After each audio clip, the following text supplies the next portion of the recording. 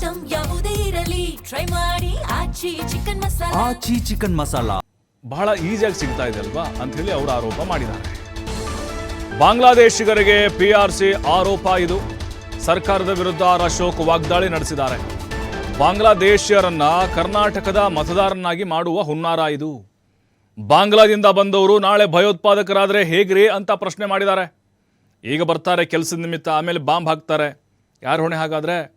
ಆಮೇಲೆ ಎಲ್ಲೋ ಗುಂಡು ಹಾರಿಸ್ತಾರೆ, ಯಾರು ಜವಾಬ್ದಾರಿ ಅಂತ ಅಶೋಕ್ ಪ್ರಶ್ನೆ ಮಾಡಿದ್ದಾರೆ. 25ರಿಂದ 30 ಲಕ್ಷ ಜನ ಕರ್ನಾಟಕದಲ್ಲಿದ್ದಾರೆ ಅಕ್ರಮ ಬಾಂಗ್ಲಾ ವಲಸಿಗರು ಅಂತ ವಿರೋಧ ಪಕ್ಷದ ನಾಯಕರು ಆರೋಪವನ್ನು ಮಾಡಿದ್ದಾರೆ. ರಾಜ್ಯಪಾಲರಿಗೂ ಕೂಡ ಈಗ ದೂರನ್ನು ಕೊಟ್ಟಿದ್ದಾರೆ. ನೀವು ಮಧ್ಯಪ್ರವೇಶ ಮಾಡಿ ಇದನ್ನು ಕಂಪ್ಲೀಟಾಗಿ ಕಂಟ್ರೋಲ್ ಮಾಡಿ ಅಂತ ಹೇಳಿದ್ದಾರೆ. ಚೆಂಡು ಈಗ ರಾಜಭವನಕ್ಕೆ ತಲುಪಿದೆ. ಯಾವ ಕ್ರಮ ತೆಗೆದುಕೊಳ್ತಾರೆ? SIR ಆಯ್ತಲ್ವಾ, ಅದೇ ರೀತಿಯಲ್ಲಿ BJPಯವರು ಕೆಲವೊಂದಿಷ್ಟು ಸಾಕ್ಷಿ ಗುಡ್ಡೆಗಳನ್ನು ಕಲೆ ಹಾಕಿದ್ದಾರೆ.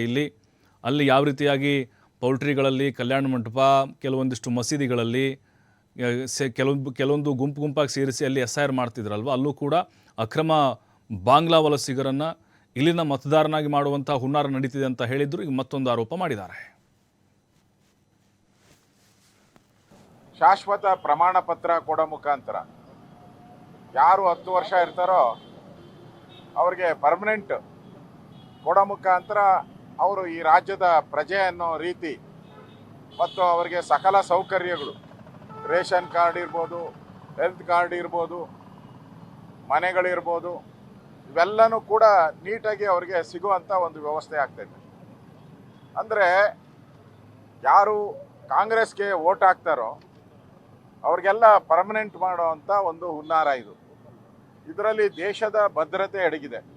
ಇವರೆಲ್ಲ ನಾಳೆ ಭಯೋತ್ಪಾದಕರಾದರೆ, ಬಾಂಗ್ಲಾದೇಶದಿಂದ ಬಂದಿರೋರು ಈಗಾಗಲೇ PFI, KFD ಇವರ ಉಪಟಳ ಇಡೀ ಕರ್ನಾಟಕದಲ್ಲಿ ಜಾಸ್ತಿ ಆಗಿದೆ.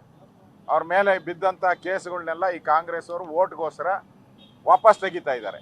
ಈಗ ಅದೇ ಬಾಂಗ್ಲಾದೇಶದವರು ಕರ್ನಾಟಕದಲ್ಲಿ ಕೂಡ 20ರಿಂದ 30 ಲಕ್ಷ ಜನ ಇದ್ದಾರೆ ಅಂತೇಳಿ ಮಾಹಿತಿ ಇದೆ. ಈಗಾಗಲೇ ಅವ್ರನ್ನ ಗಡೀಪಾರು ಮಾಡುವಂಥ ಕೆಲಸವನ್ನು ಪೊಲೀಸರು ಪ್ರಾರಂಭ ಮಾಡಿದ್ದಾರೆ ಕರ್ನಾಟಕದಲ್ಲೂ ಕೂಡ. ಇಂಥ ಸಂದರ್ಭದಲ್ಲಿ ಈಗಾಗಲೇ SIR ನಡೀತಾ ಇದೆ. SIR ಈ ದೇಶದ ಪೌರತ್ವವನ್ನು ಕೊಡುವಂಥ ಒಂದು ವ್ಯವಸ್ಥೆ. ಈಗ ಅದಕ್ಕೆ ಕೌಂಟ್ರಾಗಿ ಇವರು ಪರ್ಮನೆಂಟ್ ರೆಸಿಡೆನ್ಷಿಯಲ್ ಸರ್ಟಿಫಿಕೇಟ್ ಕೊಡೋದ್ರಿಂದ ಎರಡೆರಡು ಸರ್ಟಿಫಿಕೇಟ್ ಆಗುತ್ತೆ. ಮತ್ತು ಇದು ಅವಶ್ಯಕತೆ ಇರಲಿಲ್ಲ. ಕಾನೂನು ಪ್ರಕಾರ ಕೇಂದ್ರ ಸರ್ಕಾರಕ್ಕೆ ಮಾತ್ರ ಅಧಿಕಾರ ಇರುವಂಥದ್ದು. ಇವ್ರ ಹತ್ರ ಯಾವುದೇ ದಾಖಲೆಗಳಿಲ್ಲ. ಅವ್ರು ಯಾವುದೇ ನೈಜೀರಿಯಾದವರ, ಪಾಕಿಸ್ತಾನದವರ, ಬಾಂಗ್ಲಾದೇಶ, ಇವ್ರ ಹತ್ರ ದಾಖಲೆಗಳೇನಿದೆ? ಅದಿರೋದು ಕೇಂದ್ರ ಸರ್ಕಾರದ ಜೊತೆ. ಅಕಸ್ಮಾತ್ ಅವರು ವಿದೇಶಿಯರಾದರೆ ಅವ್ರನ್ನ ಹೊರ ಹಾಕುವಂಥ ಕಾನೂನು ಇರೋದು ಕೇಂದ್ರ ಸರ್ಕಾರಕ್ಕೆ ಮಾತ್ರ. ಅಂಥದ್ರಲ್ಲಿ ಇವ್ರಿಗೆ ಹೊರ ಹಾಕೋಕ್ಕೆ ಕಾನೂನಲ್ಲಿ ಇವ್ರಿಗೆ ಅಧಿಕಾರನೂ ಇಲ್ಲ. ಮತ್ತು ಅವ್ರನ್ನ ಒಳಗಡೆ ಬಿಟ್ಕೊಂಡು ಅವ್ರಿಗೆ ಸರ್ಟಿಫಿಕೇಟ್. ಮತ್ತಷ್ಟು ಮಾಹಿತಿ ನಮ್ಮ ಪ್ರತಿನಿಧಿ ರಾಕೇಶ್ ನೀಡಿದ್ದಾರೆ. ರಾಕೇಶ್, ಈಗ SIRದು ಕೂಡ BJP ಕೆಲವು ಸಾಕ್ಷಿಗಳನ್ನು ಕಲೆ ಹಾಕಿ ಡ್ಯಾಮೇಜ್ ಮಾಡುವಂಥ ಪ್ರಯತ್ನ ಮಾಡ್ತು. ಅದಾದಮೇಲೆ ಈಗ PRC ಅಸ್ತ್ರ ಸಿಕ್ಕಿದೆ. ಇದನ್ನು ಯಾವ ರೀತಿಯಾಗಿ ಪ್ಲಸ್ ಮಾಡ್ಕೊಳ್ತಿದೆ ಅಂತ ಹೇಳಿ ರಾಜಕೀಯವಾಗಿ? ಪ್ರಭು, ರಾಜ್ಯದಲ್ಲಿ ನೆಲೆಸಿರುವಂತವರಿಗೆ ಶಾಶ್ವತ ಪ್ರಮಾಣ ಪತ್ರವನ್ನು ಕೊಡುವ ವಿಚಾರಕ್ಕೆ ಸಂಬಂಧಪಟ್ಟ ಹಾಗೆ ಆಗಿರುವಂತಹ ಸರ್ಕಾರದ ನಿಲುವಿನ ವಿರುದ್ಧ ಬಿಜೆಪಿ ಮತ್ತೆ ತನ್ನ ಅಸಮಾಧಾನವನ್ನು ವ್ಯಕ್ತಪಡಿಸಿದೆ. ಹಾಗೆ ರಾಜ್ಯಭವನಕ್ಕೆ ತೆರಳಿ ದೂರನ್ನು ಕೂಡ ದಾಖಲಿಸಿದೆ. ಸೊ ಇಲ್ಲಿ ಅವರು ಏನ್ ಹೇಳೋದು ಅಂತಂದ್ರೆ, ಬಾಂಗ್ಲಾದೇಶದವರು 25ರಿಂದ 30 ಲಕ್ಷ ಜನ ರಾಜ್ಯದಲ್ಲಿ ಇನ್ನೂ ಕೂಡ ನೆಲೆ ನಿಂತಿದ್ದಾರೆ. ಸರ್ಕಾರ ಇಂಥವರಿಗೆ ಶಾಶ್ವತ ಪ್ರಮಾಣ ಪತ್ರವನ್ನು ಕೊಡಬೇಕು ಅನ್ನುವಂಥ ನಿಟ್ಟಿನಲ್ಲಿ ತನ್ನ ವೋಟ್ ಬ್ಯಾಂಕ್ ಅನ್ನು ಭದ್ರಪಡಿಸಿಕೊಳ್ಳುವ ಲೆಕ್ಕಾಚಾರದಲ್ಲಿ ಇದನ್ನ ಮಾಡ್ತಾ ಇದೆ. ಈ ಶಾಶ್ವತ ಪ್ರಮಾಣ ಪತ್ರವನ್ನು ಕೊಡುವ ಅವಶ್ಯಕತೆ ಇಲ್ಲ. ನಿವಾಸಿಗಳನ್ನ ಅಥವಾ ಶಾಶ್ವತ ಪ್ರಮಾಣ ಪತ್ರ ಕೊಡುವ ಜವಾಬ್ದಾರಿ ಕೇಂದ್ರ ಸರ್ಕಾರಕ್ಕೆ ಮಾತ್ರ ಇದೆ. ರಾಜ್ಯ ಸರ್ಕಾರಕ್ಕೆ ಇದು ಸಾಧ್ಯ ಇಲ್ಲ. ಹೀಗಾಗಿ ಮುಂದಿನ ಚುನಾವಣೆಗೋಸ್ಕರ ರಾಜ್ಯ ಸರ್ಕಾರ ನಡೆಸಿರುವಂತಹ ಈ ಹುನ್ನಾರವನ್ನ ತಡೆಯುವಂತ ಪ್ರಯತ್ನವನ್ನ ಮಾಡಬೇಕು.